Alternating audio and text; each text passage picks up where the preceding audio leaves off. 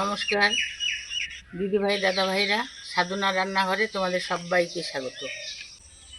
এই দেখো আমার হাতে পটল আলু দেখতে পাচ্ছ, এগুলোকে আমি কেটে নিয়েছি ভালোভাবে আর ধুয়ে নিয়ে এসেছি। আর পটলগুলোকে আমি টেস্টিভাবে কেটেছি। এই রান্নাটা আমি পটল আলুর ডালনা রান্না করব, রান্না করে তোমাদের সঙ্গে শেয়ার করব। আর পটল আলুর ডালনাটা কিভাবে আমি রান্না করছি প্রথম থেকে শেষ অবধি এই ভিডিওটা দেখবে। পটল আলু তো অনেকে অনেক রকমভাবে খায়, কেউ বাটা খায়, কেউ ভাজা খায়, কেউ তরকারি খায়, বা কেউ দই পটল খায়। তো আমি ডালনাটা রান্না করছি, সেটাই রান্না করে তোমাদের সঙ্গে শেয়ার করব। প্রথমে আমি গ্যাস জ্বালিয়ে কড়াই বসিয়ে দেব।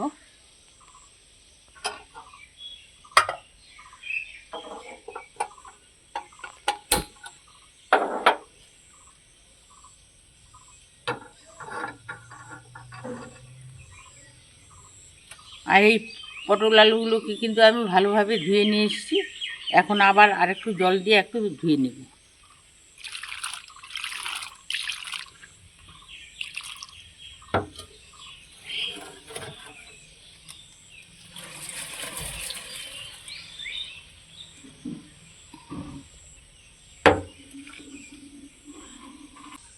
কড়াই গরম হয়ে গেছে, কড়াইতে সর্ষের তেল দিব।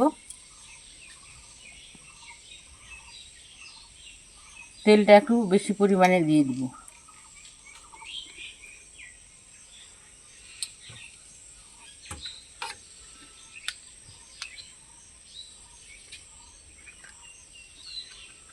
এখন পটলগুলোকে ভেজে নেব।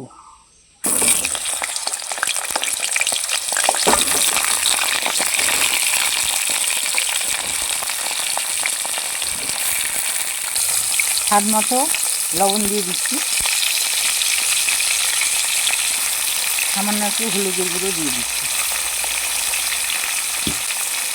এখন পটলটাকে ভালোভাবে ভেজে নেব, আর গ্যাসের জালটাকে আমি মিডিয়ামে রাখবো।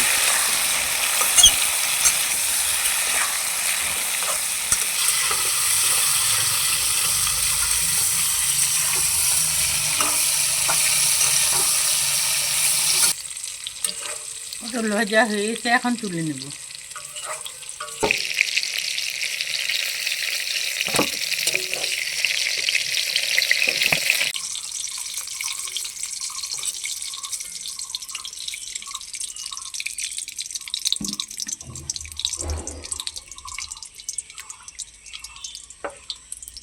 এখন পটল ভাজা তেলেই আলু ভেজে নেব।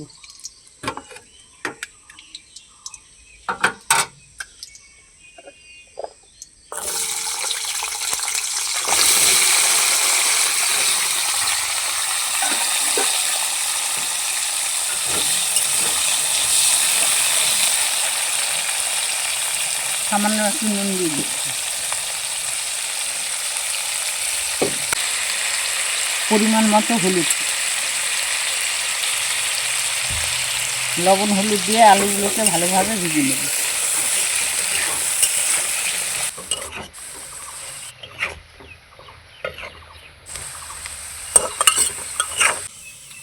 আলুগুলোকে লাল লাল করে ভালোভাবে উল্টে পাল্টে ভেজে নিলাম, এখন তুলে নেব।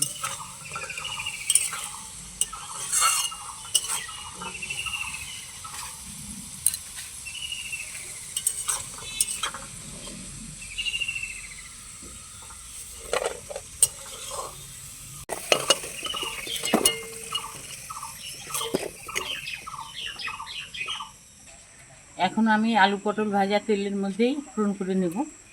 ফোড়ন দিয়ে দিব গোটা জিরে,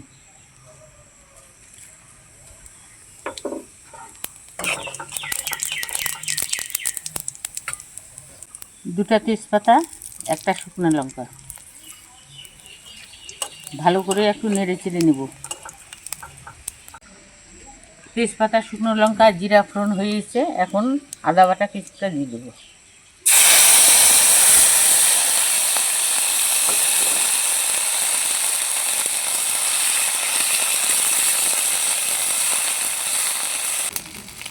ফোড়নের সঙ্গে আদা বাটাটাকে কিছুক্ষণ ভেজে নিলাম।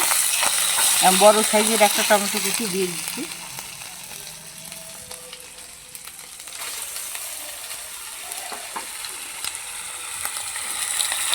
টমেটোটাকে ফোড়নের সঙ্গে ভালোভাবে মিশিয়ে নেব।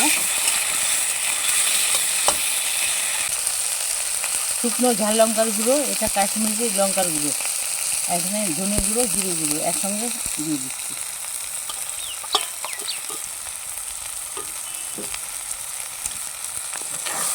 ভালো করে একটু নেড়ে চেড়ে দিব।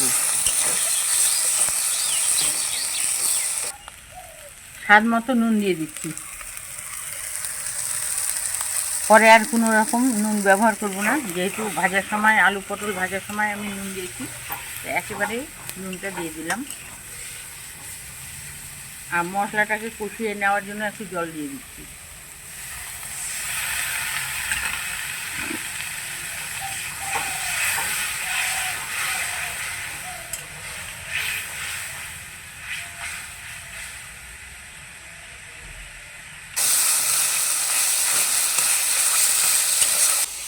মশলাটাকে আমি ভালোভাবে ভেজে নিলাম। এখন ভেজে রাখা আলু পটল দিয়ে দিই।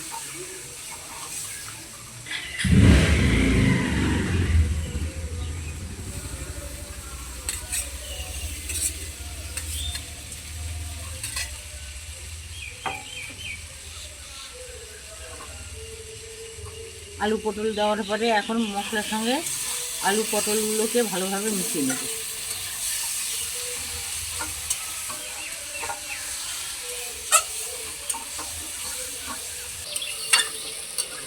মশলার সঙ্গে পটল আলুটাকে ভালোভাবে কষিয়ে নিলাম। এখন জল দিয়ে দেব।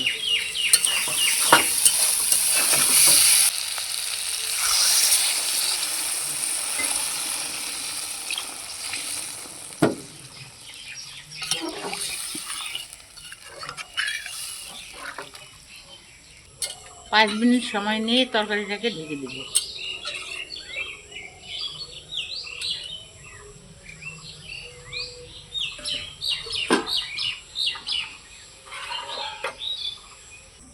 পাঁচ মিনিট পর ঢাকাটাকে তুলে নেব আর তরকারিটাকেও দেখে নেব।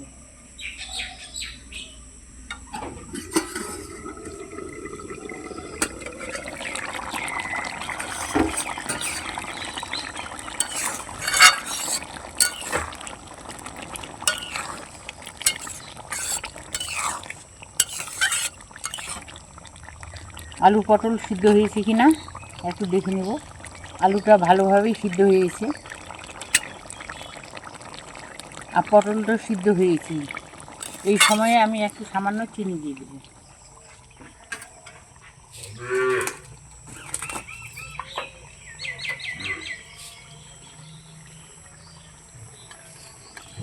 খুব একটা চিনি দেব না, খুব অল্প পরিমাণে চিনি দিয়ে দিচ্ছি।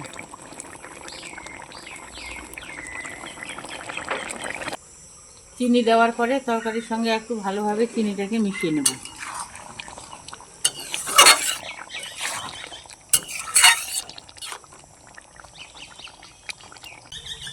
এখন গরম মশলা উপর দিয়ে ছড়িয়ে দেব।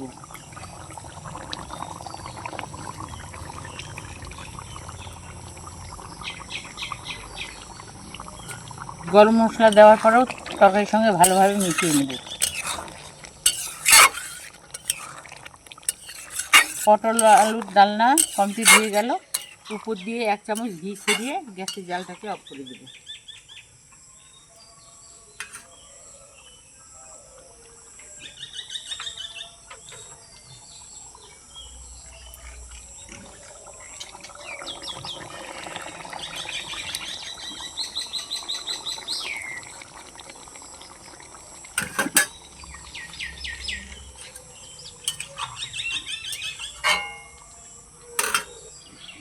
দুই মিনিটের জন্য তরকারিটাকে ঢেকে রাখবো।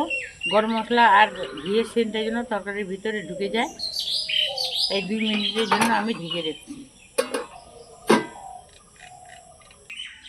2 মিনিট পর ঢাকাটাকে তুলে নেব আর তরকারিটাকে অন্য পাত্রে ঢেলে নেব।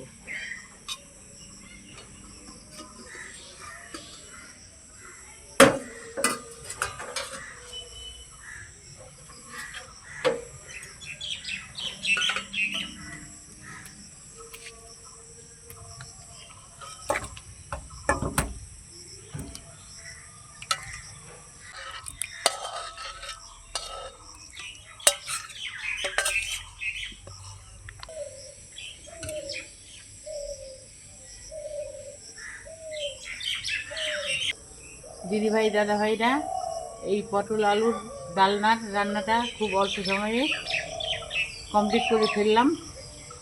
তো রান্নাটা দেখে যদি তোমাদের ভালো লেগে থাকে, লাইক করবে, কমেন্ট করবে, আর বেশি বেশি করে শেয়ার করবে।